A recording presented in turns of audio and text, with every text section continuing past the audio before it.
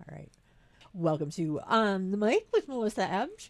And I have Miss Callie Barr with me today. Why don't you introduce yourself? Yeah, thanks so much. Thanks for having me on. Yeah. It's Callie BARR. I'm a congressional candidate for Michigan's 1st Congressional District, which is one of the largest congressional districts in the United States. Oh my gosh. Michigan, we've got 83 counties. This district's about 36 of those. Oh my gosh. Yep. When you told me that before we started, Yes. I could not believe, I didn't believe you. like, how is this possible?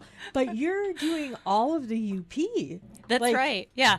Yeah. That's insane. It's the congressional district where you get to pull out both hands when you talk to people about it. Yeah. You know, the whole upper peninsula and the top of the mitten. Yeah. Oh my goodness. Wow. That's a lot. Yeah. That's a lot to take on. Are you ready for it?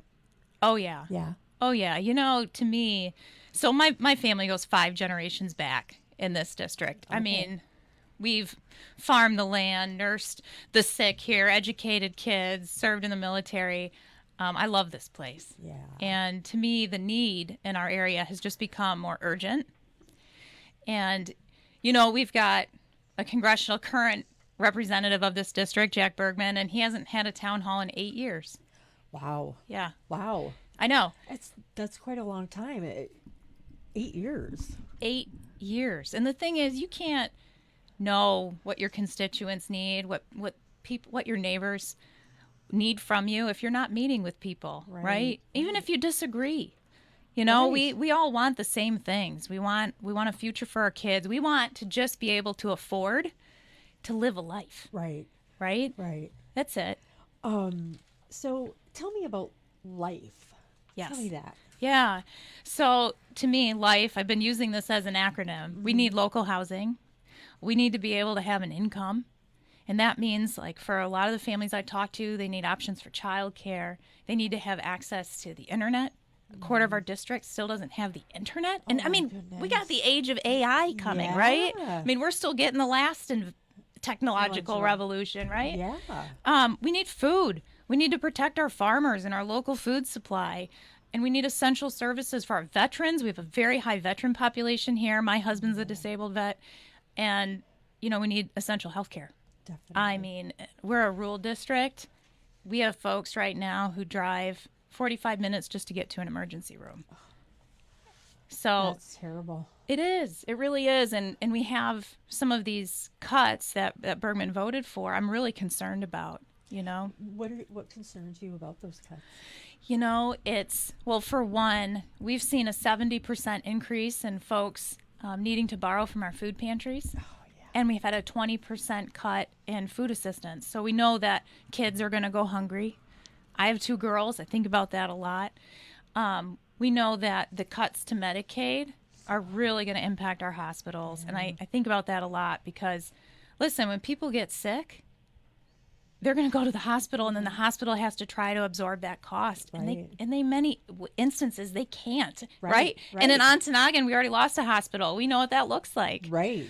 Right, in Baraga, 20% of the patients they get, 30% of their inpatient care are folks driving from Ontonagon. Gosh. Right, and if your only option is to go below the bridge, I mean, come on, Oh, that's not even. wow. Yeah, Whoa. we've got major concerns. Yep. Definitely. Yep. Now, what about veterans? Yeah. Talk to me about veterans. So, I married my husband right out of high school, right out of Sheboygan High, same high school my parents met and got married out of, and my grandparents. It was post 9/11, and Matt, my husband, was like, I'm going to join the Marine Corps, and will you marry me? I mean, we were 18, 19 years yeah. old. He's a combat veteran. He served in the infantry in the Marine Corps. He came back with post-traumatic stress and a traumatic brain injury.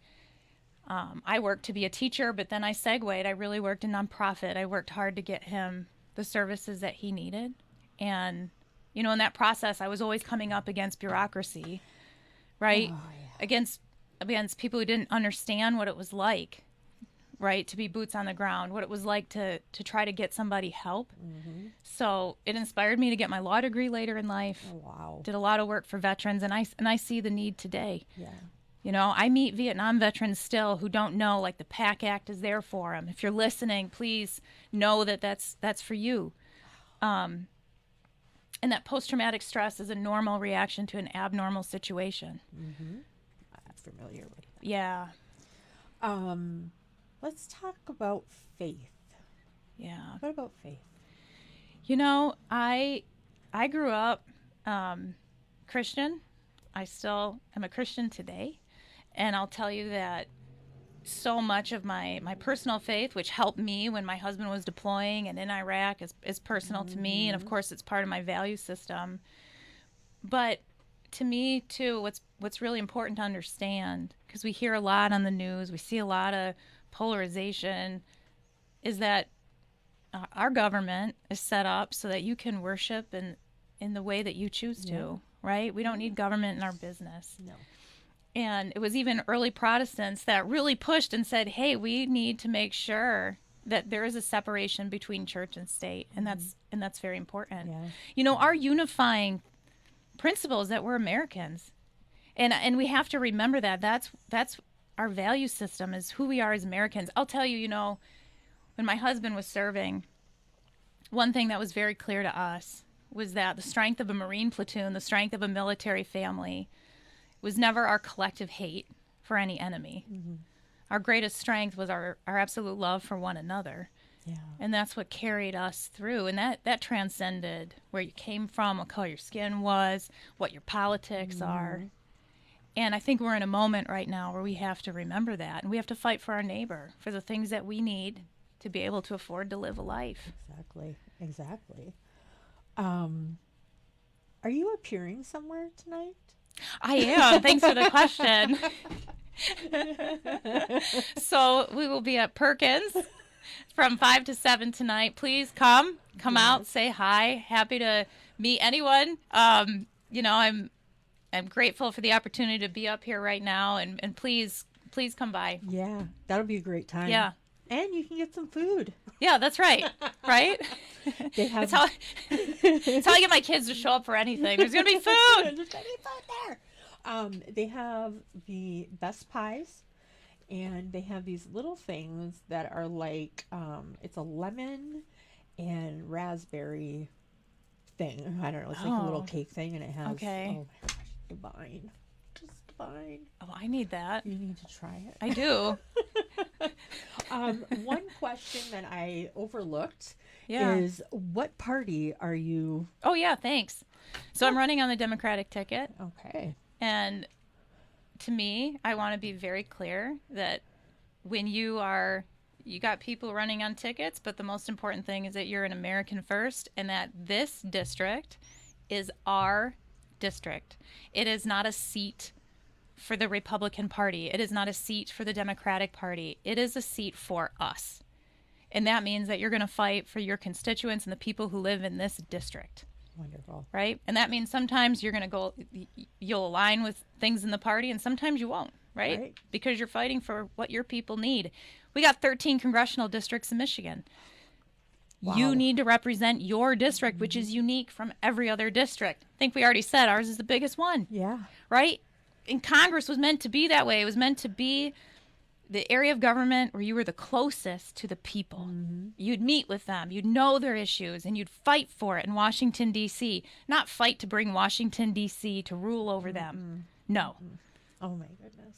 Well, is there anything more that well, I know there's a ton more that you would like to say, I sure, know, right? But we're kind of running out of I know. time. I'd say check out my website. It's CALLIEforcongress.com. Join the team, help us volunteer.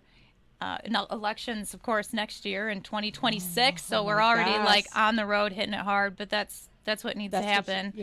That's what needs to happen. And I want to tell people just to keep the faith in who we are and in what we can be to one another. Definitely. Great. That's great. Well, thank you for thanks popping on in.